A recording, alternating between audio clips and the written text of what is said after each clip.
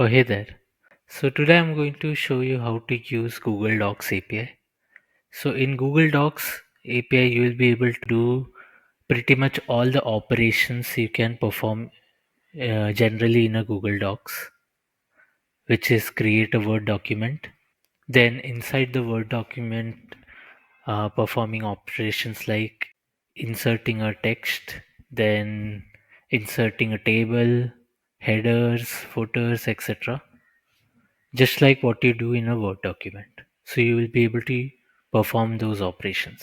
So now I'll show you how to create a document. So we'll go to the demo. Here I'll name the document.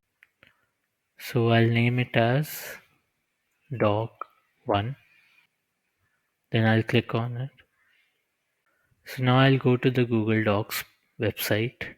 So as you can see, there's this doc1 document created. So if you click on it, so now you can see it's a normal Word document. So now I'm going to show you how I'm creating a document using the Google Docs API. So here's the workflow where there is this workflow called create document. So in create document, it will ask for access token and the name of the document.